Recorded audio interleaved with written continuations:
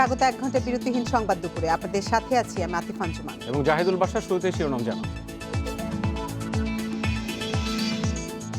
Corona রোধে সারা দেশে টিকাদান শুরু। টিকা নিলেন স্বাস্থ্যমন্ত্রী সহ বিশিষ্টজনরা। অ্যাপ ছাড়াও নিবন্ধন কেন্দ্রে।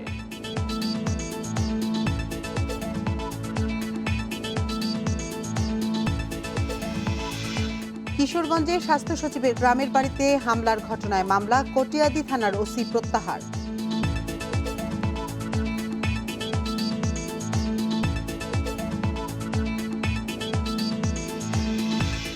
ধানমন্ডিতে রাপা প্লাজায় জুয়েলার্স সহ 3 দোকানে চুরি, 500 ভরি স্বর্ণ লুট। ফুটেজ দেখে শনাক্তের চেষ্টা চলছে।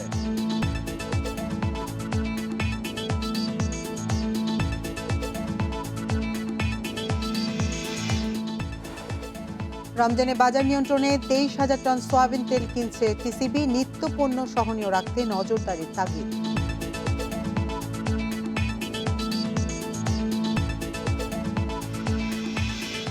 এবং চট্টগ্রাম টেস্টে উইন্ডিজের অবিশ্বাস্য কামব্যাক। মেয়ার্স বন্যার জুটিতে হারের শঙ্কায় বাংলাদেশ।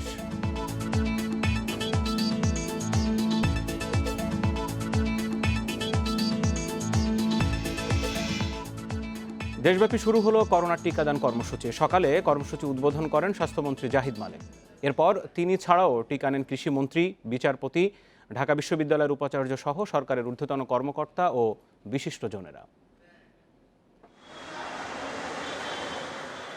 বিশ্বের 54তম দেশ হিসেবে করোনার টিকা প্রয়োগ শুরু করল বাংলাদেশ। রোববার সকালে রাজধানীর মহাখালী স্বাস্থ্য অধিদপ্তরে ভ্যাকসিন কার্যক্রম উদ্বোধন করে স্বাস্থ্যমন্ত্রী জানান, বছরব্যাপী চলবে এ কার্যক্রম। অ্যাপে তথ্য নিবন্ধন না করতে পারলে সরাসরি টিকা কেন্দ্রে গিয়ে প্রয়োজনীয় তথ্য দেওয়ার মাধ্যমে টিকা নেওয়া যাবে বলেও জানান স্বাস্থ্যমন্ত্রী।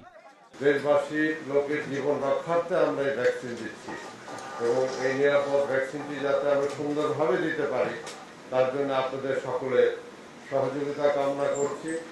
আজকে আমরা নিজেরাও ভ্যাকসিন নিব, আমাদের সাথে আমাদের অনেক মন্ত্রীবর্গরাও নেবেন, আমাদের এমপি মহোদয়রা নেবেন, সচিব বৃন্দরা নেবেন, আমাদের অনেক গুরুত্বপূর্ণ ব্যক্তিরা সমাজে তারা আজকে ভ্যাকসিন নেবেন।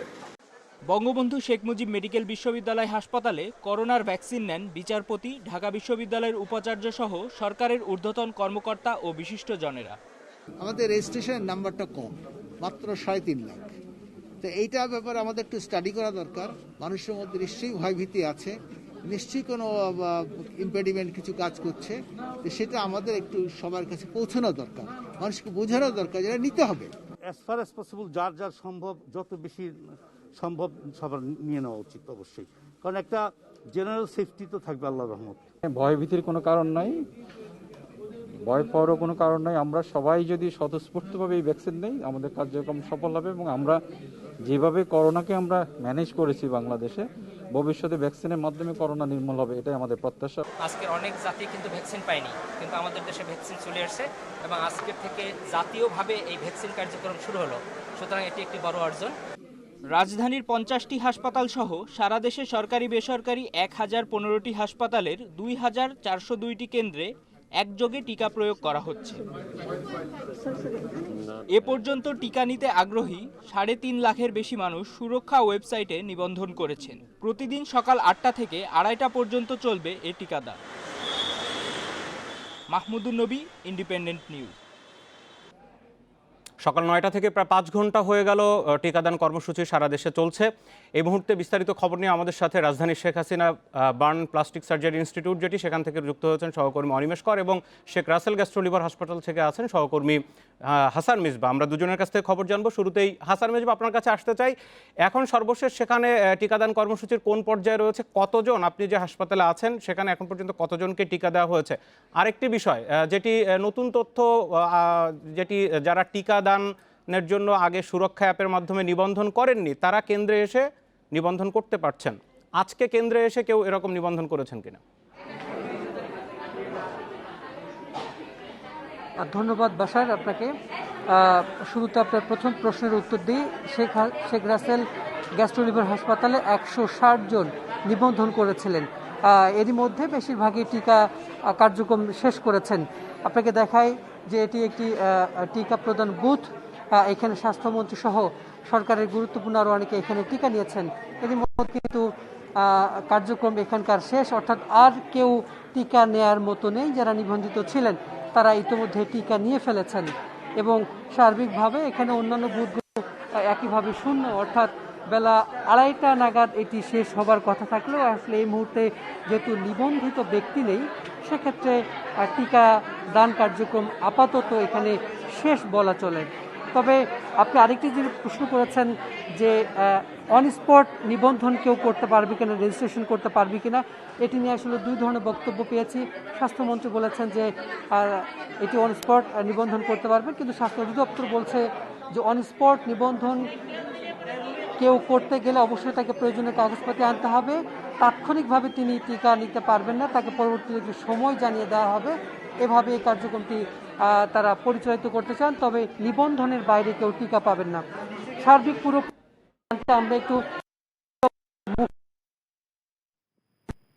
আমরা একটু কাছে জানতে চাই যে আজকে এ পর্যন্ত সারা দেশে কত মানুষ টিকা নিয়েছেন এবং কত ভাগ টিকা নিয়েছেন। সার্বিকভাবে আপনার কাছে একটু মূল্যায়ন জানতে চাই যে আপনারা কতটুকু সফল হলেন। ধন্যবাদ মেজবা। আজকে তো প্রথম দিন, 2000-এর উপরে আমাদের টিকাদানকারী দল আজকে কাজ করেছে এবং আমরা যদি তাদের সর্বোচ্চ ক্যাপাসিটি চিন্তা করি তাহলে 150 জন করে প্রতিটা টিকাদানকারী দল টিকা দিতে পারতেন। কিন্তু আমরা জানি যে প্রথম দিন হিসেবে এর পুরোটা যে প্রত্যাশা তা পূরণ হবে না। কিন্তু এখন পর্যন্ত আমরা যে উপস্থিতি দেখেছি, আমি ঢাকা মেডিকেল কলেজ হাসপাতাল দেখেছি, শেখ হাসিনা জাতীয় বার্ন প্লাস্টিক ইনস্টিটিউট হাসপাতালে আমি সকালবেলা পরিদর্শন করেছি, আমি নিজে শেখ রাসেল জাতীয় গ্যাস্ট্রো লিভার ইনস্টিটিউট ও হাসপাতালে আমি নিজে টিকা দিয়েছি। আমার কাছে প্রাণবন্ত উপস্থিতি মনে হয়েছে এবং আমরা বিশ্বাস করি যে আমাদের যে লক্ষ্যমাত্রা আছে, আমরা পর্যায়ক্রমে আগামী 1-2 সপ্তাহের মধ্যে একেবারে কাঙ্ক্ষিত লক্ষ্যমাত্রা যেটি আছে আমরা সেটি পূরণ করতে পারবো। এর পাশাপাশি রেজিস্ট্রেশনের যে কার্যক্রমটি আছে সেটিও কিন্তু প্রায় 4.25 লাখের মতন আজ দুপুর পর্যন্ত রেজিস্ট্রেশন হয়ে গেছে। তার মানে হচ্ছে যে একটা ইতিবাচক আমরা সাড়া দেখছি পুরো দেশে। আমরা বিশ্বাস করি যে আমাদের রাজনীতিবিদ যারা আছেন, সামাজিক নেতৃবৃন্দ যারা আছেন, ধর্মীয় নেতৃবৃন্দ যারা আছেন, প্রত্যেকে তার নিজ নিজ জায়গা থেকে সাধারণ মানুষের কাছে যদি এই বার্তাটি পৌঁছে দেন যে এই টিকা দেওয়ার এই পুরো কর্মসূচিটি নিজের সুরক্ষার জন্য তথা পরিবার এবং দেশের সুরক্ষার জন্য অত্যন্ত জরুরি, খুব তাড়াতাড়ি রেজিস্ট্রেশন করে ফেলতে হবে এবং রেজিস্ট্রেশন করে যথাসময়ে টিকাদান কেন্দ্রে উপস্থিত হয়ে টিকা দিয়ে ফেলতে হবে। তাহলে আমাদের সামগ্রিক যে লক্ষ্যমাত্রা, শতকরা 70% জনগোষ্ঠীকে কমপক্ষে এই টিকা কর্মসূচির মাঝে নিয়ে আসা, আমরা এটি আগামী 6 মাসের মধ্যে কিন্তু আমরা মনে করি যে এটি অর্জন করা সম্ভব। কোনো চ্যালেঞ্জ মনে করছেন কিনা, যে কি চ্যালেঞ্জ আছে আগামীতে যেটি আপনাদের মোকাবিলা করতে হবে? ধন্যবাদ। আসলে অ্যাডাল্ট ভ্যাকসিনেশনের এই কার্যক্রমটি এটি নিজেই একটি খুব মস্ত বড় চ্যালেঞ্জ। সেই চ্যালেঞ্জের প্রথম অংশ যেখানে পরিকল্পনার অংশটি থাকে, যেখানে ভ্যাকসিন সংগ্রহ করার অংশটি থাকে, মাননীয় প্রধানমন্ত্রী শেখ হাসিনার প্রত্যক্ষ তত্ত্বাবধানে মাননীয় মন্ত্রী স্বাস্থ্য পরিবার কল্যাণ বিষয়ক মন্ত্রণালয়ের মন্ত্রী জাহিদ মালিক এমপি তার একেবারে আমি বলবো যে লিডারশিপে এই কাজটি এই পর্যন্ত আমরা কিন্তু যথাযথভাবে সুসম্পন্ন করেছি। আগামী দিনগুলোতে আমাদের যে ভ্যাকসিন সরবরাহ লজিস্টিক্স এটি অত্যন্ত চমৎকারভাবে আমরা ইতিমধ্যেই পৌঁছাতে সক্ষম হয়েছি। এখন বাকি আছে কেবল রেজিস্ট্রেশন প্রক্রিয়াটি। এই রেজিস্ট্রেশন প্রক্রিয়াটিতে সাধারণ মানুষের যে সম্পৃক্ততাটা আমরা আশা করি, সেখানে আমার ধর্মীয় নেতৃবৃন্দ আছেন, আমার রাজনীতিবিদরা আছেন, মেয়র মহোদয়রা আছেন। ধন্যবাদ। ডাক্তার নাজমুল ইসলাম যেমনটি বলছিলেন যে তারা এ পর্যন্ত ভ্যাকসিন সংগ্রহ, দেশে আনা, সেটিকে উপজেলা পর্যায় পর্যন্ত পাঠানো, সবগুলো কাজ অত্যন্ত সুনিপুণভাবে করতে পেরেছেন। এখন তাদের সামনে বড় চ্যালেঞ্জ নিবন্ধন বাড়ানো এবং সঠিক মাত্রায় প্রত্যেক দিন সেই নিবন্ধিত মানুষদেরকে টিকার আওতায় আনা। হাসান মিজু থাকুন আপনি আমাদের সাথে। Sheikh Hasina burn and plastic surgery institute থেকে সহকর্মী অনিমেষ কর রয়েছেন। অনিমেষ, আজকে সরকারের অনেক গুরুত্বপূর্ণ ব্যক্তিরা টিকা নিয়েছেন, কয়েকজন মন্ত্রী, বিশ্ববিদ্যালয়ের উপাচার্য, প্রধান বিচারপতি সবাই নিয়েছেন। একটু জানতে চাইব, নিয়ম অনুযায়ী টিকা নেওয়ার পরে বেশ কিছুক্ষণ সবাইকে অবজারভেশনে রাখার কথা সেখানে, তো সেরকম সেই সময়টাতে কারোর কোনো পার্শ্ব প্রতিক্রিয়া আপনার চোখে পড়েছে কিনা, আর যেখানে আছেন সেখানকার ব্যবস্থাপনা নিয়ে জানতে চাই। টিকা নেওয়ার পর এখনো পর্যন্ত আমি কাউকে সেরকম পার্শ্ব প্রতিক্রিয়া হতে দেখিনি। 2-1 ভয় পেয়েছিলেন, ভয় কিছুটা তারা আতঙ্কিত ছিলেন, কিন্তু তারা পরবর্তীতে টিকা নেওয়ার পরে কিন্তু তাদের মধ্যে সে ধরনের কোনো সিমটম হয়নি। আমরা যেমন কথা বলছিলাম, একজন দেখছিলাম যে তিনি এখানে এসে বিছানায় শুয়ে পড়লেন, তিনি নিজেই পরে বললেন যে আমি আসলে একটু ভয় পেয়েছিলাম, কিন্তু ভয়ের কিছুই নেই, তারপর 5 মিনিট পরই তিনি বিছানা থেকে উঠে সুস্থ স্বাভাবিকভাবে আবার বসে কিছুক্ষণ রেস্ট নিয়ে চলে গেছেন।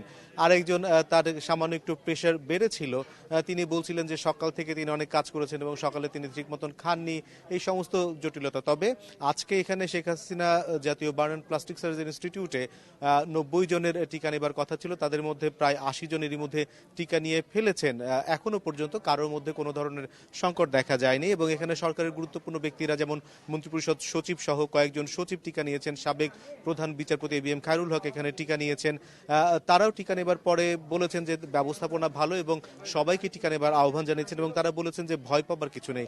এইসব বিষয়ে আমি একটু কথা বলতে চাই। শেখ হাসিনা যে বার্ন অ্যান্ড প্লাস্টিক সার্জারি ইনস্টিটিউটের সহকারী পরিচালক ডাক্তার হোসেন ইমাম আমাদের সঙ্গে রয়েছেন, তার সঙ্গে একটু কথা বলতে চাই যে আজকে আপনারা যাদের টিকা দিলেন আপনাদের অভিজ্ঞতা কি এবং কেমন মনে হলো, কারোর মধ্যে কোনো ধরনের কিছু পেয়েছেন কিনা পার্শ্ব প্রতিক্রিয়া আপনারা এখন পর্যন্ত?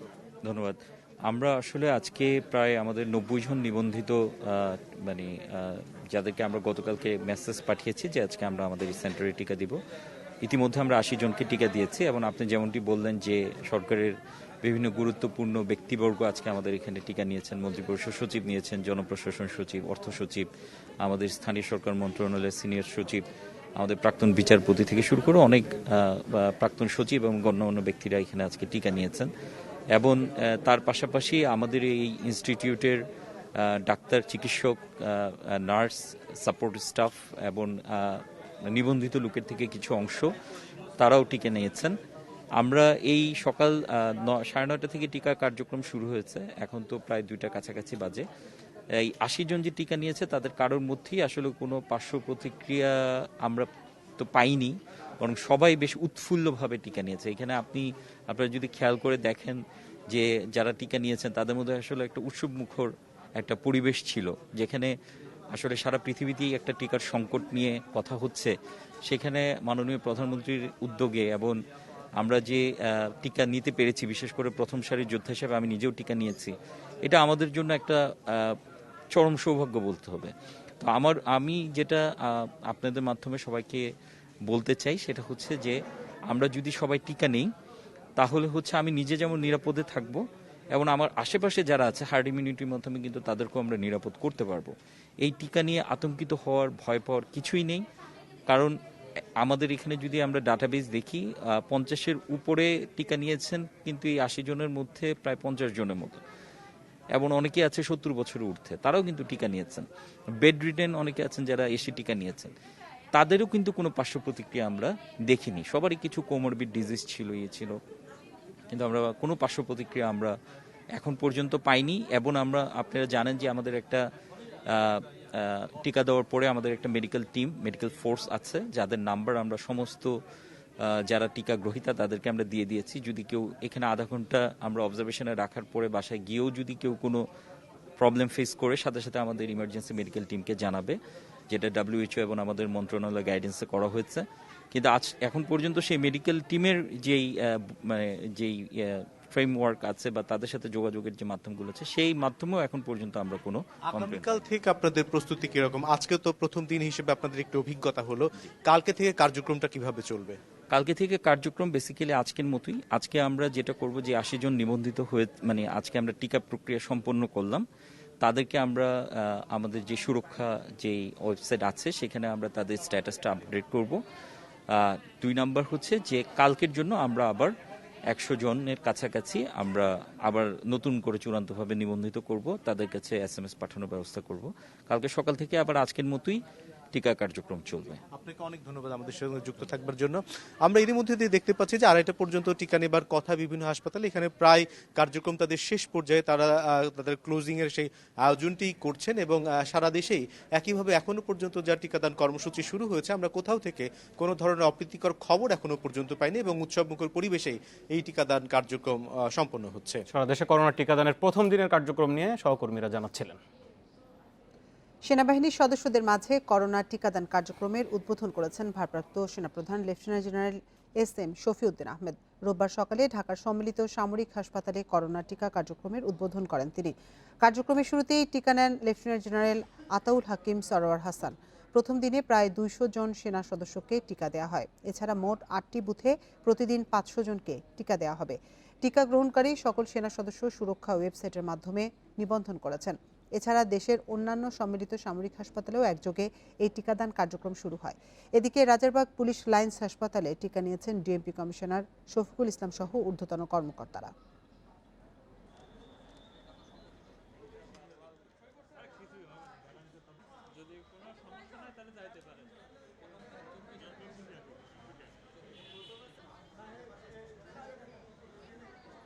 আমরা কিন্তু এই টিকাদান কর্মসূচি শুরু করতে পেরেছি।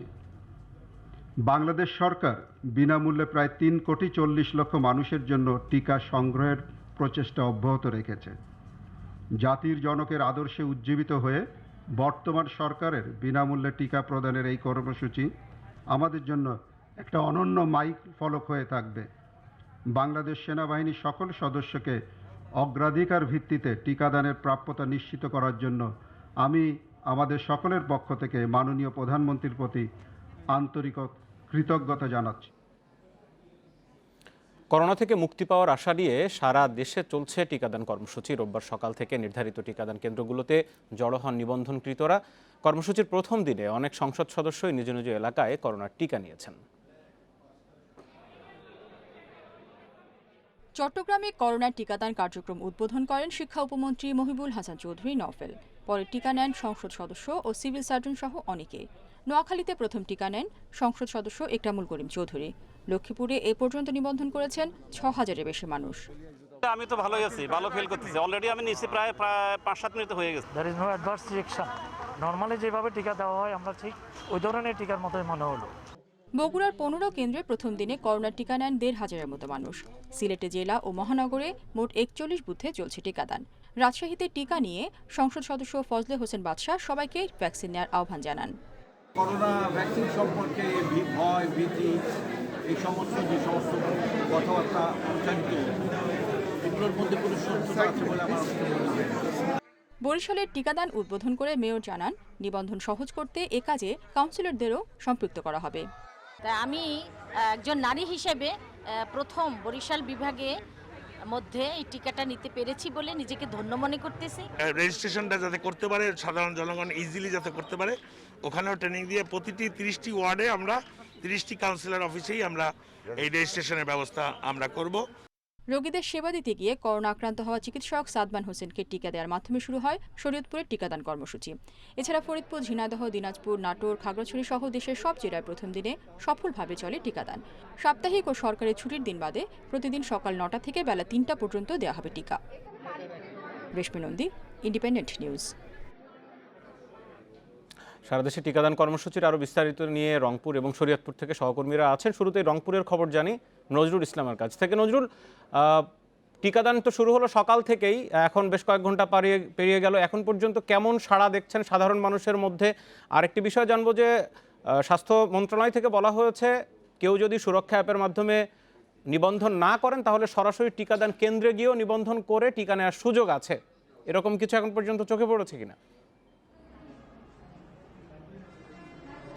মূলত আসলে গতকাল থেকে কিন্তু এই প্রস্তুতি চলছে টিকাদান কর্মসূচি। কিন্তু আজকে সকাল আমরা দেখেছি যে 10:30 থেকে কিন্তু এই টিকা নেওয়ার জন্য প্রথমেই রংপুর সিটি কর্পোরেশনের মেয়র, এরপরে পর্যায়ক্রমে স্বাস্থ্য অধিদপ্তরের লোকজন এবং জেলা প্রশাসকের পক্ষ থেকে জেলা প্রশাসক নিজেই তারা টিকা নিয়েছেন। তবে টিকার যে উৎসবমুখর পরিবেশে আপনারা নিশ্চয়ই দেখতে পাচ্ছেন যে এখন পর্যন্ত কিন্তু যারা টিকা এখনও গ্রহণ করেননি, যারা রেজিস্ট্রেশন করেছেন, যারা রেজিস্ট্রেশন হয়েছে তারা কিন্তু টিকা নিতে এসছেন এবং টিকা নিচ্ছেন। আপনারা নিশ্চয়ই দেখতে পাচ্ছেন যে একজন চিকিৎসক তিনিও কিন্তু এখন টিকা নিচ্ছেন, আমরা দেখতে পেরেছি। তবে যেটি আসলে প্রশ্ন করেছেন যে যারা নিবন্ধন করেননি তারা কিন্তু 3 মিনিটের ভিতরে টিকাদান বুথে এসেও কিন্তু তারা রেজিস্ট্রেশন করতে পারবেন এবং রেজিস্ট্রেশন করে তারা কিন্তু টিকা নিতে পারবেন, এমনটি আসলে এখানকার যিনি সিভিল সার্জন হিরম্বর কুমার রায় তিনি কিন্তু জানিয়েছেন। তবে এখানেও আমরা দেখেছি যে 2-1 এসেছেন, তারা রেজিস্ট্রেশন করেনি, তারপরেও এখানে আসার পরে এখানেই রেজিস্ট্রেশন করে কাগজ বের করে তারা কিন্তু এখানেই তাতে টিকা নিয়েছেন। তবে এই টিকার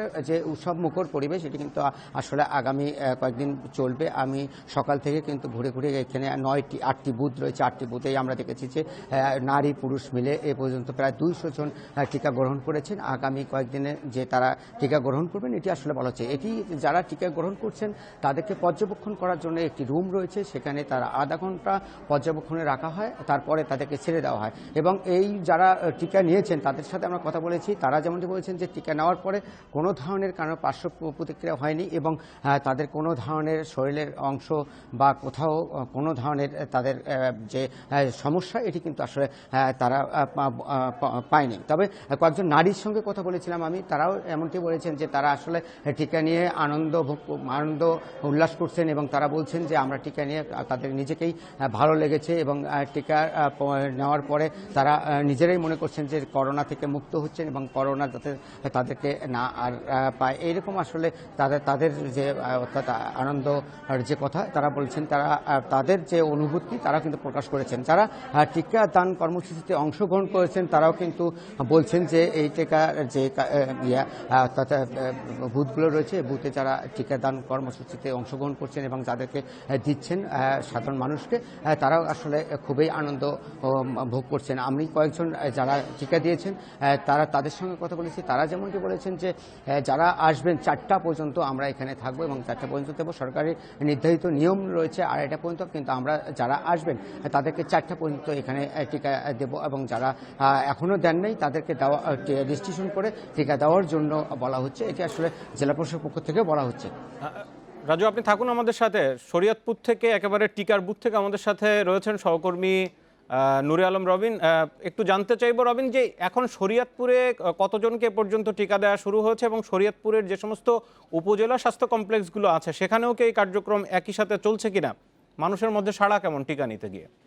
আপনি ঠিকই বলেছেন, শরীয়তপুরেও সারা বাংলাদেশের ন্যায় উৎসব মুখর পরিবেশে কিন্তু এই টিকা দানের যেই টিকা প্রয়োগের যেই কর্মসূচি এটি শুরু হয়েছে এবং সর্বশেষ আমরা স্বাস্থ্য অধিদপ্তর থেকে, স্বাস্থ্য বিভাগ থেকে যেটি জানতে পেরেছি, এখন পর্যন্ত সারা জেলার 6টি উপজেলায় 128 জনকে এরই মধ্যে এই টিকা প্রয়োগ করা হয়েছে এবং যে 128 জনকে টিকা প্রয়োগ করা হচ্ছে কারো মধ্যেই এখনো পর্যন্ত কোনো পার্শ্ব প্রতিক্রিয়া বা কোনো ধরনের সমস্যার খবর কিন্তু আমরা এখনো পর্যন্ত পাইনি। তো আমি এই মুহূর্তে রয়েছি শরীয়তপুর জেলা সদর 100 শয্যার যে জেলা সদর হাসপাতালটি রয়েছে, সেই হাসপাতালে যেই টিকা ক্যাম্প করা হয়েছে সেই টিকা ক্যাম্পের সামনে। এখানে আপনি দেখতে পাচ্ছেন যে একজন নারী যিনি একজন উপজেলা সহকারী কৃষি কর্মকর্তা, তিনি এসেছেন এখানে টিকা নেয়ার জন্য এবং তাকে টিকা দেওয়ার যে আনুষ্ঠানিক কার্যক্রম সেটি এখানে পরিচালিত হচ্ছে। যদিও এই মুহূর্তে অনেকটাই মধ্যাহ্নভোজের সময়, মধ্যাহ্নভোজের বিরতি থাকার কারণে এই মুহূর্তে কিন্তু আমরা শুরুর দিকে যেমনটা ভিড় এখানে লক্ষ্য করেছিলাম সেই ভিড়ের পরিমাণ কিন্তু এখন অনেকটাই কমে এসেছে। তবে এখনো পর্যন্ত যারা টিকা গ্রহণ করেননি তারা ধীরে ধীরে এখানে আসছেন এবং উৎসবমুখর পরিবেশে টিকা গ্রহণ করছেন। এবং এখানে এটি গেল শরীয়তপুর জেলা সদরের চিত্র। একই চিত্র কিন্তু রয়েছে পুরো জেলার যে অন্য উপজেলাগুলি রয়েছে সেই উপজেলায়ও কিন্তু অনেকটা একই ধরনের চিত্র আমরা লক্ষ্য করেছি এবং প্রতি উপজেলায় কিন্তু আমরা কথা বলেছি, সেখানকার কর্মকর্তা যারা রয়েছেন সংশ্লিষ্ট তাদের সাথে কথা বলেছি, কোথাও এখনো পর্যন্ত কোনো সমস্যার কথা কিন্তু আমরা জানতে পারিনি। তো সব মিলিয়ে বলা যাচ্ছে শরীয়তপুরে উৎসবমুখর পরিবেশে যে টিকাদান কর্মসূচি চলমান রয়েছে এটি প্রতিদিন সকাল 9টা থেকে বিকেল 4টা পর্যন্ত চলবে। নুরুল আমিন এবং নজরুল ইসলাম, আপনাদের দুজনকে ধন্যবাদ।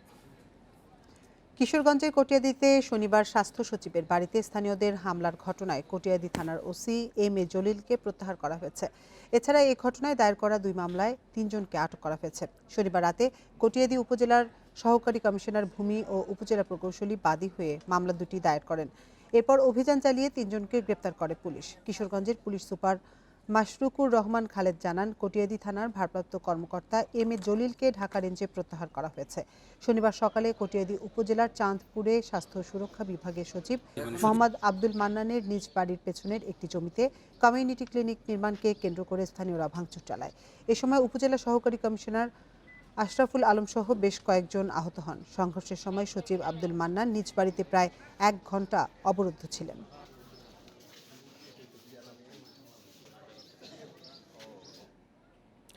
রাজধানীর ধানমন্ডিতে রাপা প্লাজায় চুরির ঘটনা ঘটেছে। শনিবার গভীর রাতে এই ঘটনা ঘটে বলে জানিয়েছে পুলিশ।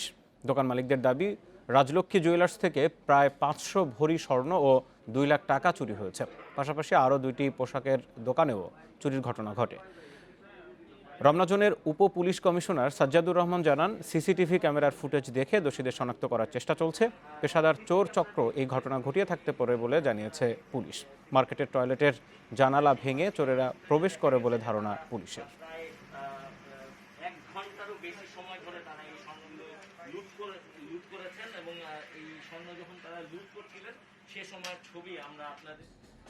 অর্থ ও মানব পাচার মামলায় কুয়েতের আদালতে এমপি পাপুলের রায়ের কপি পেতে আবেদন করেছে সিআইডি। সেটি হাতে পেলে 120 কার্যদিবসেই দেশে চলা মামলার অভিযোগপত্র দেয়া যাবে বলে জানানো হয়েছে। এছাড়া পাপুল ও তার পরিবারের নতুন 18টি ব্যাংক হিসেবের তথ্য পেয়েছেন তদন্ত কর্মকর্তারা। সেখানে 58 কোটি টাকার বেশি লেনদেন হয়েছে। মানব পাচারের মাধ্যমে 38 কোটি 22 লাখ টাকা আয় ও লেনদেনের অভিযোগে গত বছরের 22 ডিসেম্বর মামলা করে সিআইডি। এতে আসামি করা হয় লক্ষ্মীপুর 2 আসনের সংসদ সদস্য কাজী শহীদ ইসলাম পাপুল ও তার মেয়ে শেলিকা সহ 8 জনকে। মামলা তদন্তে জানা যাচ্ছে তার 526টি ব্যাংক হিসেবের 473টি এফডিআর হিসাব, সেগুলো আগেই বন্ধ হয়ে গেছে। আর সচল পাওয়া 53টি অ্যাকাউন্টও জব্দ করা হয়েছে, যেখানে লেনদেন হয়েছিল 200 কোটি টাকা। তদন্তের এ পর্যায়ে কুয়েতের আদালতে 4 বছরের কারাদণ্ড হয় পাপুলের। সে কারণে তাকে জিজ্ঞাসাবাদ করা অসম্ভব হয়ে পড়ায় মামলার রায়ের কপি সহায়ক হতে পারে, তাই সেটি পেতে আবেদন করা হয়েছে। বিভিন্ন রকমের উপায় আছে। আমরা ডিপ্লোম্যাটিক চ্যানেলে আমরা চেষ্টা করি, আমাদের ইন্টারপোল চ্যানেল আছে, ইন্টারপোল চ্যানেলেও আমরা চেষ্টা করি। সো আমরা সবগুলো ওয়েতেই আমরা চেষ্টা করছি রায়ের কপিটা অফিসিয়ালি পাওয়ার জন্য। তদন্তে পাপুল ও তার শেলিকা জেসমিন ও তার কর্মচারী মনিরের নতুন করে 18টি ব্যাংক হিসেবের খোঁজ মিলেছে, সেখানে লেনদেন 58 কোটি টাকার বেশি। বিস্তারিত জানতে বাংলাদেশ ব্যাংক সহ 18টি সংস্থার কাছে তথ্য চেয়েছে সিআইডি। যে টাইম লিমিট আছে, আমরা যদি জিজ্ঞাসাবাদ নাও করতে পারি তাহলেও কীভাবে আইনের প্রসিজিওর বলা আছে, কোন প্রসিজিওরে আমরা আগাবো, সেই প্রসিজিওরটা ফলো করে আমরা ইনভেস্টিগেশনটা শেষ করব। আশা করছি খুব বেশি দিন আমরা সময় নেব না। মামলার 6 আসামির মধ্যে শুধু গোলাম মোস্তফাকে গ্রেপ্তার করতে পেরেছে সিআইডি। পাপুলের মেয়ে ওয়াফা ইসলাম আছেন জামিনে, বাকি 3 জন পলাতক বিদেশে। নতুন করে সন্দেহের তালিকায় আছে তার স্ত্রী সহ 4 জন। Masudur Rahman, Independent News, Dhaka. যুবলীগের কেন্দ্রীয় কমিটির প্রয়াত নেতা নুরুল ইসলাম ফয়সালের বাড়ির ফ্ল্যাট দখলের অভিযোগ আরেক সাবেক নেতা কাজী আনিসের বিরুদ্ধে। ভুক্তভোগী পরিবারের দাবি, ফয়সালের ব্যক্তিগত গাড়িটিও ছিনিয়ে নেওয়া হয়েছে। তবে এসব অভিযোগ অস্বীকার করছেন আনিসের স্ত্রী। আয়কর নথিতে রাজধানীর শুক্রাবাদের এই বাড়িটির মালিকানা কাজী আনিসের। তবে পৈতৃক সূত্রে এর মালিক ছিলেন প্রয়াত যুবলীগ নেতা নুরুল ইসলাম ফয়সাল। এর 4 তলার ফ্ল্যাটটি তিনি বিক্রি করেন নাখালপাড়ার আয়শা আক্তারের কাছে। পরে ফ্ল্যাটটি ব্যাংকে বন্ধক রাখেন আয়শা। প্রতি মাসে ঋণের কিস্তি শোধ করলেও ভাড়া নিতে পারছেন না। সেখানে থাকছেন কাজী আনিসের ছোট বোন। মালিকটা বলতে তো আমার ভাইয়া। কি নাম ওর? কাজী আনিস। দখল করলে যখন সে ছিল তখন কোনো অ্যাকশন নিতে পারে না। ফয়সালের মৃত্যুর পর খোঁজ মিলছে না তার গাড়িটিরও। বাড়ির প্রুফ আমার কাছে আছে, অবশ্যই আছে, যেহেতু বাড়িটা আমার, আমি 4 তলা পর্যন্ত আমিই করছি। এখন কিভাবে নিছে এই জিনিসটাই আমরা জানি না, কারণ বাড়িটা তো আমাদের নামে ফ্ল্যাট আছে, উনি আমাদের কাছ থেকে তো রেজিস্ট্রি করে নেয় নাই। কাজী আনিসের সহযোগীদের সঙ্গে ব্যবসা থাকলেও ফয়সালের মৃত্যুর পর কোনো লভ্যাংশ না পাওয়ার অভিযোগও করছেন তার স্ত্রী। প্রায় 3 কোটি টাকা বিক্রি করা হয়েছিল সেই সময় কথা, তখন ওই টাকাটা তারা, আর বাকি যেই মানে কত টাকা দিছে আমি খুব একটা স্পষ্ট নাই, 77 বা 78 লাখ টাকা দিছে, ওইটাই বায়না, আর বাকি টাকা আমাদের কোনো টাকা আমাদেরকে দেয়নি। এইসব বিষয়ে কথা বলতে চাইলে কাজী আনিসের খোঁজ মেলেনি। তবে তার স্ত্রীর দাবি, ফ্ল্যাট সংক্রান্ত সকল কাগজপত্র দুদকে জমা দিয়েছেন তারা। ফ্ল্যাটটার ব্যাপারে এটা একদম ষড়যন্ত্র ভাইয়া, একদম ষড়যন্ত্র। আপনি তার ওয়াইফের সঙ্গে আপনি সরাসরি কথা বলেন। আমি কত টাকা দিয়ে কিনেছি তাও জানি না, এটা জানি আমি সম্পূর্ণ পরিশোধ, মানে সকল যতটুকু সম্পদ আমাদের আছে সম্পূর্ণ ট্যাক্স ফাইলে প্রদর্শিত। পরিবারের একমাত্র উপার্জনক্ষম ব্যক্তির মৃত্যুর পর ব্যবসায়িক হিস্সা না পাওয়ায় বিপাকে পড়েছে ফয়সালের পরিবার। চাইছে সরকারের উচ্চ পর্যায়ের সহযোগিতা। Arafatur Rahman, Independent News, Dhaka. রোজায় তেলের বাজার নিয়ন্ত্রণে রাখতে 23,000 টন সয়াবিন তেল কিনছে সরকারি সংস্থা টিসিবি। পাশাপাশি খোলা বাজারে ছোলা, ডাল, চিনি ও খেজুর বিক্রির জন্য বাড়ানো হচ্ছে ট্রাকের সংখ্যাও। রমজানের নিত্য পণ্যের দাম ভোক্তাদের নাগালে রাখতে সঠিক তদারকির তাগিদ ভোক্তা সংগঠন ক্যাবের। 2 মাস পরেই শুরু হচ্ছে রোজা। এ সময় চাহিদা বাড়ে তেল, চিনি, ছোলা, ডাল ও খেজুরের। আবার প্রতি বছর এ সময় অস্থিরতাও বাড়ে নিত্যপণ্যের বাজারে। বর্তমানে বাজারে সবচেয়ে বড় অস্বস্তি ভোজ্য তেলের দামে। দাম বেড়ে বোতলজাত তেল বিক্রি হচ্ছে রেকর্ড 140 টাকা লিটারে। আবার গত 2 সপ্তাহেও চিনির দামও বেড়েছে। আগে মানুষের যে হিসাবপাতি ছিল সেই তুলনায় মনে করে এখন যে বাজার দর, তাতে মানুষের চলাফেরা যেটা হিমশিম পাবে আর কি। সব ক্ষেত্রে হিসাব করলে ওই যে আমাকে সব কিছুই মেনটেন করাটা একটু দুঃসাধ্য। রমজানে বাজার নিয়ন্ত্রণে সতর্কতার কথা বলছে বাণিজ্য মন্ত্রণালয়। বাড়তি চাহিদা ও দাম বিবেচনায় আমদানি হচ্ছে 23,000 টন সয়াবিন তেল। পাশাপাশি অন্যান্য পণ্য কম দামে বিক্রির জন্য সারা দেশে থাকবে 500 ট্রাক। এসব ট্রাকের মাধ্যমে বিক্রি শুরু হবে মার্চের প্রথম সপ্তাহ থেকে। গত সপ্তাহে আমরা একটা বড় ধরনের প্রক্রিমেন্ট করছি টিসিবির মাধ্যমে। সেটা হলো 2.5 কোটি লিটার তেল আমরা কিনছি এবং এটা হলো আপনার টনে হয় 23,000 টন। এবং আমরা হোপফুলি যে আমরা যে তেলটা আমরা এই যে সামনের যে রমজানের প্রস্তুতি হিসেবে এবং রমজানে অন্তত সাধারণ মানুষের যাতে কষ্ট না হয়, এই 2.5 কোটি লিটার তেল আমরা সাধারণ মানুষের হাতে পৌঁছে দেব, সেটা ভর্তুকি মূল্যে এবং সেটা অবশ্যই সাশ্রয়ী মূল্যে। রোজায় কেউ যাতে বাড়তি চাহিদার সুযোগ নিতে না পারে সেই বিষয়ে সজাগ থাকার আহ্বান ভোক্তাদের স্বার্থে কাজ করা ক্যাবের। বাজার যাতে কেউ ম্যানিপুলেট করতে না পারে এবং সরবরাহ পরিস্থিতি যাতে সন্তোষজনক থাকে সেদিকে দৃষ্টি রাখতে হবে। বন্দর যাতে সচল থাকে, বন্দরে অথবা রাস্তাঘাটে যাতে জট না হয়, পরিবহন জট না সৃষ্টি হয়, চাঁদাবাজি যাতে না হয়। অসাধু ব্যবসায়ীদের তৎপরতা ঠেকাতে ও পণ্যের দাম সহনীয় রাখতে ইতিমধ্যেই বিভিন্ন সংস্থাকে মাঠে নামিয়েছে সরকার। Shahid Ahmed, Independent News, Dhaka. আপনারা দেখছেন বিরতিহীন সংবাদ দুপুর। সংবাদ আরো যা থাকছে। পূর্বাঞ্চলের ভেন্যু হস্তান্তর হলেও এবারের বাণিজ্য মেলা অনিশ্চিত। পরিস্থিতির উন্নতি হলে মেলা হবে, জানালেন মন্ত্রী।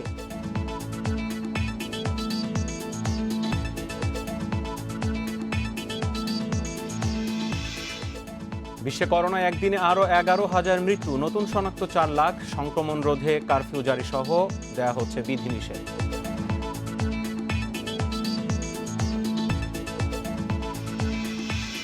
পাবনা সদর উপজেলার শ্রীপুর গ্রামের রওশন আলীর বাড়ি এখন মৌমাছির অভয়াশ্রম। লাখ লাখ মৌমাছি দোতলা বাড়ির সব জায়গায়। 72টি মৌচাক থেকে প্রতি মাসে মধু সংগ্রহ হচ্ছে 2 মণ। সরিষা খেতে মধু সংগ্রহে ব্যস্ত মৌমাছির দল। মধু আহরণ শেষে ঝাঁকে ঝাঁকে ফিরছেন নিরাপদ আশ্রয়ে, পাবনা সদরের শ্রীপুরের রওশন আলীর দোতলা ভবনে। এ বাড়িতে 5 বছর ধরে বাসা বেঁধে আছে মৌমাছি। প্রতি বছর শীত এলেই রওশন আলীর বাড়িতে আসে এরা। ভবনের কার্নিশ আর বারান্দায় মৌমাছির চাক দেখতে ভিড় করছেন এলাকার লোকজন। তবে এতগুলো মৌচাক আগে দেখেননি তারা। তেমন কোনো সমস্যা হয় না। অনেক সময় আমরা সিসি ক্যামেরাতে দেখি যে বাইরে থেকে কেউ ঢিল টিল না মারে। আমরা যেতে গেলে আমাদের অতিথি হিসাবে আসছে। প্রতিনিয়ত হাজার না হলেও শহ শহ দর্শনার্থী তাদের কৌতূহল বশত এগুলা দেখে। 2015 সালে প্রথমে 6 থেকে 7টি মৌচাক বাসা বাঁধে রওশনের বাড়িতে। ধীরে ধীরে এ সংখ্যা আরও বাড়তে থাকে। প্রতি মাসে মধু সংগ্রহ হচ্ছে 2 মণ, যা বিক্রি করে আর্থিকভাবে লাভবান হচ্ছেন রওশন আলী। এটা একটা প্রাকৃতিক সম্পদ। এটা আমার কাছে আসে, ওরা প্রত্যেক বছরে অতিথি হিসাবে আসে। আমি ওদেরকে দেখেও অতিথি হিসাবে দেখি যে আমার কাছে এত মানুষজন থাকতে, এত ঘর দুয়ার থাকতে সেখানে যায় না, আমার কাছে আসে। প্রাকৃতিকভাবে বিভিন্ন গাছ ও বাড়িতে মৌমাছিদের আকৃষ্ট করার বিষয়ে গবেষণার কথা বলছে কৃষি বিভাগ। এখানে যেভাবে ন্যাচারালি যে মৌচাক এখানে লাগছে, এভাবে ন্যাচারাল মৌচাক আরও কোথাও বিভিন্ন জায়গায় সেট করা যায় কিনা এই ব্যাপারে ইক্ষু গবেষণা সুগার ক্রপ গবেষণা ইনস্টিটিউট কিন্তু কাজ করে যাচ্ছে। তা আমরা আশা করব যে তারা ফলাফল একটা কিছু পাবো। এত মৌচাকের জন্য রওশন আলীর বাড়িটি এখন মৌবাড়ি বলেই পরিচিত। Independent news desk. বাণিজ্য মেলার জন্য পূর্বাচলে স্থায়ী এক্সিবিশন সেন্টার হলেও মেলা কবে হবে তা এখন অনিশ্চিত। তবে করোনা পরিস্থিতি পর্যবেক্ষণ করে এ বিষয়ে সিদ্ধান্ত নেওয়া হবে বলে জানিয়েছেন বাণিজ্যমন্ত্রী টিপু মুন্সি। রোববার সচিবালয়ে বাংলাদেশ চায়না এক্সিবিশন সেন্টার হস্তান্তর অনুষ্ঠানে বাণিজ্যমন্ত্রী একথা জানান। ঢাকায় নিযুক্ত চীনা রাষ্ট্রদূত লি জিমিং বাণিজ্যমন্ত্রী টিপু মুন্সির কাছে পূর্বাচলে আন্তর্জাতিক বাণিজ্য মেলার জন্য নির্মিত এই এক্সিবিশন সেন্টার হস্তান্তর করেন। কেন্দ্রটি দেশের রপ্তানি বাণিজ্য বাড়াতে গুরুত্বপূর্ণ ভূমিকা রাখবে বলে জানান বাণিজ্যমন্ত্রী। চীনের আর্থিক অনুদান ও কারিগরি সহায়তায় পূর্বাচলে ২০ একর জমির ওপর এক্সিবিশন সেন্টারটিতে বাণিজ্য মেলাসহ বিভিন্ন বাণিজ্যিক সম্মেলনের আয়োজন করা হবে। এর স্টল সংখ্যা ৮০০। এক্সিবিশন সেন্টারটি বাস্তবায়নে মোট ব্যয় হয়েছে ৭৭৩ কোটি টাকা। এই কেন্দ্রের নাম Bangabandhu Bangladesh China friendship exhibition centre করার পরিকল্পনা রয়েছে বাংলাদেশ সরকারের।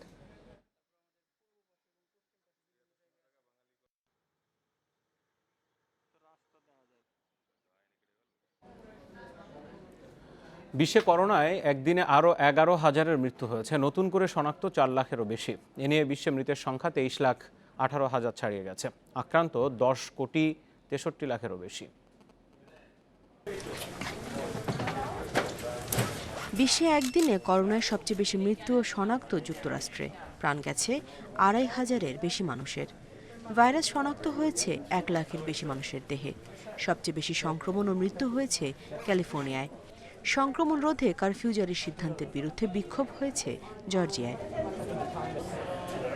যুক্তরাষ্ট্রে উদ্বেগের কারণ হতে যাচ্ছে যুক্তরাজ্যে শনাক্ত হওয়া করোনা নতুন ধরন, এমন আশঙ্কার কথা জানিয়েছেন দেশটির শীর্ষ সংক্রামক রোগ বিশেষজ্ঞ অ্যান্থনি ফাউচি। সংক্রমণ বাড়ায় নমুনা পরীক্ষার পরিধি বাড়িয়েছে যুক্তরাজ্য। ৯ শতাধিক প্রাণহানি নিয়ে দ্বিতীয় অবস্থানে রয়েছে ব্রাজিল। নেদারল্যান্ডসে আক্রান্তের সংখ্যা ছাড়িয়েছে ১০ লাখ। তবে আক্রান্তের তুলনায় দেশটিতে মৃতের সংখ্যা কম। এ পর্যন্ত নেদারল্যান্ডসে প্রাণহানি হয়েছে ১৪,৩৫৫ জনের। পর্যটকদের ভ্রমণের সুযোগ দিয়ে বিপাকে পড়েছে দুবাই। নভেম্বর থেকে উল্লেখযোগ্য হারে বেড়েছে সংক্রমণ। গ্রিসের অ্যাটিকা এলাকায় জারি করা হয়েছে রাত্রিকালীন কারফিউ। অক্সফোর্ড অ্যাস্ট্রাজেনেকার ভ্যাকসিনের প্রথম চালান হাতে পেয়েছে ইতালি ও France. Nusrat Serin, Independent News. সাধারণ মানুষের ব্যবহারের জন্য সিনোভ্যাক বায়োটেক উদ্ভাবিত করোনা টিকার অনুমোদন দিয়েছে চীন। শনিবার দেশটির জাতীয় চিকিৎসা পণ্য প্রশাসন এই অনুমোদন দেয়। চীনে স্থানীয়ভাবে উদ্ভাবিত দ্বিতীয় করোনা টিকা হিসেবে এর ব্যবহারের অনুমতি দেওয়া হলো। চীনে এতদিন সিনোভ্যাকের টিকা শুধু করোনার ঝুঁকিতে থাকা মানুষদের মধ্যে ব্যবহারের অনুমতি ছিল। ২ মাস ধরে ব্রাজিল, তুরস্ক ও ইন্দোনেশিয়া সহ বিভিন্ন দেশে চূড়ান্ত পর্যায়ের ট্রায়াল থেকে প্রাপ্ত ফলের ভিত্তিতে এই টিকার ২ ডোজ এখন জনসাধারণের জন্য উন্মুক্ত করা হয়েছে। সিনোভ্যাক জানায় তাদের উদ্ভাবিত করোনা টিকা ইন্দোনেশিয়া, ব্রাজিল সহ বেশ কয়েকটি দেশে জরুরি ব্যবহারের অনুমোদন পেয়েছে। বছরে ১০০ কোটি ডোজ টিকা উৎপাদনের আশা তাদের। এর আগে ডিসেম্বরে রাষ্ট্র নিয়ন্ত্রিত ওষুধ কোম্পানি সিনোফার্মের টিকার অনুমোদন দেয় চীন।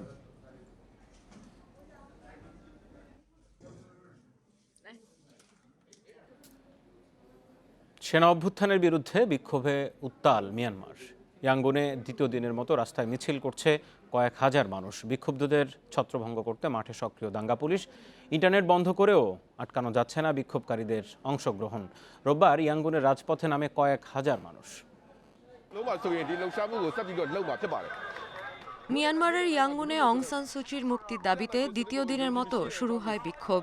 সামরিক স্বৈরাচারের বিরুদ্ধে এবং গণতন্ত্রের দাবিতে উঠে স্লোগান। দক্ষিণ পূর্বাঞ্চলীয় শহর মাওলামাইনে মোটরসাইকেল নিয়ে প্রায় ১০০ লোক রাস্তায় নেমে আসে। মধ্যাঞ্চলীয় শহর মান্দালয়ে জড়ো হতে শুরু করেন শিক্ষার্থী এবং চিকিৎসকরা। বিক্ষোভে হর্ন বাজিয়ে সমর্থন জানান চালকেরা। সুচির দল ন্যাশনাল লীগ ফর ডেমোক্রেসির পতাকা নিয়ে সড়কে আসেন সমর্থকেরা। এর আগে শনিবার বিক্ষোভকারীদের ছত্রভঙ্গ করতে মাঠে নামে দাঙ্গা পুলিশ। বন্ধ করে দেয়া হয় ইন্টারনেট। কিন্তু এসব কোনো কিছুই দমাতে পারেনি মানুষের ক্ষোভ। সেনা শাসকদের এই পদক্ষেপকে জঘন্য ও বেপরোয়া বলে আখ্যায়িত করেছে অ্যামনেস্টি ইন্টারন্যাশনাল। অভ্যুত্থানের পর মিয়ানমারের সেনাবাহিনীর কাছে নাগরিক আটক থাকার খবরে উদ্বেগ জানিয়েছে অস্ট্রেলিয়া সরকার। ইয়াঙ্গুন ছাড়াও অস্ট্রেলিয়ার মেলবোর্ন ও তাইওয়ানের রাজধানী তাইপেতে সুচির মুক্তির দাবিতে বিক্ষোভ হয়েছে। 1 ফেব্রুয়ারি ক্ষমতা দখলের পর দেশ জুড়ে জরুরি অবস্থা জারি করে মিয়ানমার সেনাবাহিনী। Sadia Afrin, independent news. প্রথম দুই সেশন কোনো উইকেট না হারিয়ে চট্টগ্রাম টেস্টে বাংলাদেশকে টেনশনে ফেলেছিল উইন্ডিজ। শেষ সেশনের শুরুতেই 86 রান করা বোনারকে ফিরিয়ে ম্যাচে ফিরেছে বাংলাদেশ। 395 রানের টার্গেটে শেষ খবর পর্যন্ত উইন্ডিজের সংগ্রহ 4 উইকেটে 275 রান। অভিষেকেই সেঞ্চুরি তুলে নিয়েছেন মায়ার্স, যা অভিষেক ম্যাচে চতুর্থ ইনিংসে করা অষ্টম কীর্তি। দুই অভিষিক্ত ব্যাটসম্যানের জুটিতে সর্বোচ্চ 248 রানের রেকর্ড আছে। সেখানে 216 রানের পর 86 রানে বোনারকে ফেরান তাইজুল। সাকিবহীন অ্যাটাকে মিরাজ, তাইজুল, নাইম জ্বলে উঠতে পারেননি। প্রথম সেশনে ক্যাচ মিস আর রিভিউ না নেয়ার খেসারত দিতে হয়েছে। ম্যাচ জিতলে নিজেদের দ্বিতীয় সর্বোচ্চ রান তাড়া করে জয়ের রেকর্ড করবে ক্যারিবীয়রা।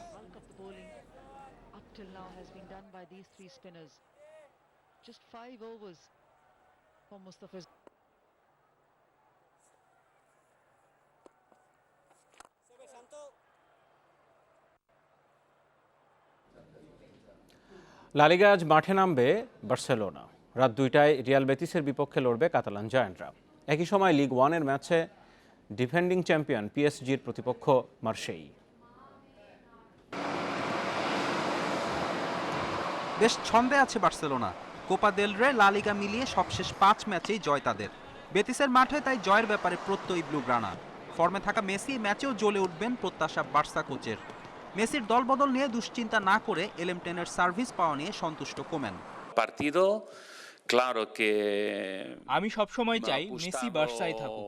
সে যে প্রভাব রাখে ম্যাচে, তা বার্সার জন্য বড় পাওয়া। কিন্তু মেসির ভবিষ্যৎ সম্পর্কে আমি সিদ্ধান্ত নিতে পারি না। এই সিদ্ধান্ত সেই নেবে। বেতিসের বিপক্ষে সবশেষ 5 বারের দেখায় একবারই হেরেছে বার্সেলোনা। 2018-তে ন্যু ক্যাম্পে মেসির জোড়া গোলের ম্যাচেও 4-3 ব্যবধানে হারে বার্সা। এদিকে লিগ 1-এ মার্শেইয়ের চ্যালেঞ্জ নিবে পিএসজি। রেলিগেশন জোনে থাকা লরিয়েন্তের কাছে হেরে পা ফসকায় ফরাসি জায়ান্টরা। এরপর অবশ্য নিমেজের বিপক্ষে জয় পায় লা পারিসিয়ানরা। এবার মার্শেইয়ের বিপক্ষে জয়ের ধারা বজায় রাখার লক্ষ্য তাদের। মার্শেই পিএসজি ম্যাচ সবসময় উত্তাপ ছড়ায়। সমর্থক ও ফুটবলারদের মাঝে বাড়তি উদ্দীপনা কাজ করে। মনোযোগ ধরে রেখে জয় নিয়েই ফেরাই লক্ষ্য। আর মাত্র 10 দিন বাদে চ্যাম্পিয়ন্স লিগের শেষ 16তে বার্সেলোনার চ্যালেঞ্জ নিবে পিএসজি। এর আগে খেলা 3 ম্যাচে জয় তুলে নিয়ে আত্মবিশ্বাস বাড়িয়ে নেওয়া লক্ষ্য পোচেত্তিনোর দলের। ফেরদৌস ইসলাম, ইন্ডিপেন্ডেন্ট নিউজ। আগে যেমনটি জানিয়েছি, চট্টগ্রাম টেস্টে 395 রানের টার্গেটে শেষ খবর পর্যন্ত উইন্ডিজের সংগ্রহ 4 উইকেটে 275 রান। এ বিষয়ে সবশেষ পরিস্থিতি জানাতে জহুর আহমেদ চৌধুরী স্টেডিয়াম থেকে আমাদের সাথে যোগ দিচ্ছেন সহকর্মী জহিরুল ইসলাম। জহির, শেষ দিনে হিসেব তো একেবারে এলোমেলো করে দিল উইন্ডিজ। তো শেষ খবর পর্যন্ত 2 সেশন পর পার্টনারশিপ ভেঙেছে বাংলাদেশ। শেষ সেশনে অনেক রোমাঞ্চ অপেক্ষা করছে নিশ্চয়ই। এ বিষয়ে সবশেষ তথ্য জানাবেন আমাদের।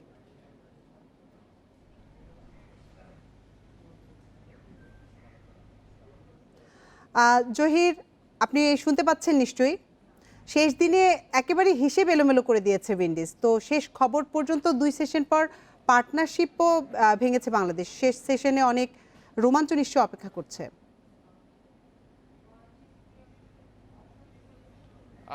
রোমাঞ্চ অপেক্ষা করছে কিনা এটা আসলে নিশ্চিতভাবে বলা যায় না। মাত্র একটি উইকেট, বোনারের উইকেটটি তুলে নিয়েছে। এখনও কিন্তু 6 জন ব্যাটসম্যান আছে, 6টি উইকেট তুলে নেওয়ার বিষয় আছে। ওয়েস্ট ইন্ডিজ যেভাবে ব্যাট করছে, মেয়ার্সের কথা বলতে হয়, 120-এর আশেপাশে তার রান এখন। অনায়াসে ব্যাট করছেন। স্পিনাররা কিন্তু ভালো টার্ন পাচ্ছেন, কিন্তু তারা ওয়েস্ট ইন্ডিয়ান এই 2 জন ব্যাটসম্যান 215 জুটি গড়ে মেয়ার্স এবং বোনার আসলে 2 সেশনেরও বেশি সময় তারা কিন্তু গতকাল থেকেই ব্যাট করছেন। প্রায় 3 সেশনের কাছাকাছি তারা ব্যাট করছেন এবং এটা অপ্রত্যাশিত ছিল। এবং 395 রানের বেশি চেস করে জয়ের কীর্তি আছে। এর চেয়ে আর বেশি কীর্তি আছে 4টি। তো ওয়েস্ট ইন্ডিজ পঞ্চম দিনে সেই কীর্তির খুব কাছাকাছি পৌঁছে গেছে 2 জন অভিষিক্ত ব্যাটসম্যানের সৌজন্যে। একজন অভিষেকে সেঞ্চুরি করেছেন, আরেকজন সেঞ্চুরির খুব কাছে এসে 89 রানে আউট হয়েছেন। বোনারের ইনিংসটির কথা আলাদাভাবে বলতে হয়। 245 বল খেলে যে ইনিংসটি খেলেছেন, আসলে এটা আসলে এক্সপ্লেন করা খুবই কঠিন। পঞ্চম দিনে উইকেটে খুব ভালো টার্ন পাচ্ছিলেন স্পিনাররা। স্পিনারদের কথা একটু বলতে হয়, কিছু ঘাটতি ছিল তাদের। লেংথ তারা যে অ্যাডজাস্টমেন্ট সেখানে কিন্তু তারা খুব ভালো করতে পারেনি। আমরা দেখেছি শর্ট অফ গুড লেংথে প্রচুর বল এসেছে এবং বোনার এবং মেয়ার্স কিন্তু সেই বলগুলোর জন্য অপেক্ষা করেছেন এবং যখনই লুজ ডেলিভারি এসেছে তারা কিন্তু হাঁকিয়ে দিয়েছেন। এবং বাংলাদেশের সকালে দেখেছি রিভিউ একাধিক সুযোগ এসেছিল, পরপর দুটি রিভিউ, যেটা দেখা গেছে যে পরে দেখা গেছে আসলে আউট ছিল লেগ বিফোর দ্য উইকেট, কিন্তু সেগুলো মুমিনুল হক কিন্তু আপিল করেননি।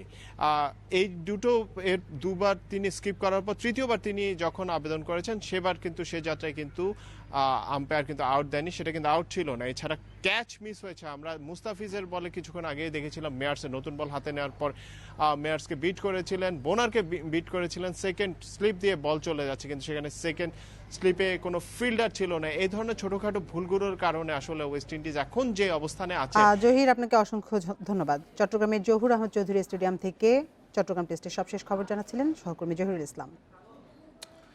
গাজীপুরে গান গেয়ে মানুষের মন কেড়েছেন জন্মান্ধ পথশিল্পী মোহন সরকার। গেয়েছেন করোনা নিয়ে সচেতনতামূলক গানও। অসাধারণ গানের গলা আর মোহনীয় বাঁশির সুরে মুগ্ধ হয়ে অনেকেই টাকা দেন তাকে, আর এই সামান্য আয় দিয়েই চলে 5 সদস্যের পরিবার। গোনা দিন ফুরায়া গেল অতি পলকে। জামালপুরের নান্দিনা উপজেলার কুমারিয়া গ্রামে জন্ম শিল্পী মোহন সরকারের। সুরেলা কণ্ঠে গান করেন দোতরা বাজিয়ে, মাসিও বাজান মধুর সুরে। আর দেরি নাই সারে আদেও হাতের লাঠি, মন তোমারে ডাকিতাছে কবরের মাটি।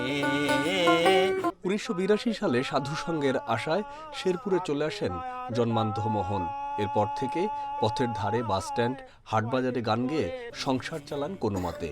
কিন্তু তার সুরের জাদুতে মুগ্ধ হন না এমন মানুষ পাওয়া ভার। শ্রোতাদের দেয়া সামান্য অর্থ দিয়ে চলে সংসার। করোনাকালে গেয়েছেন সচেতনতামূলক গানও।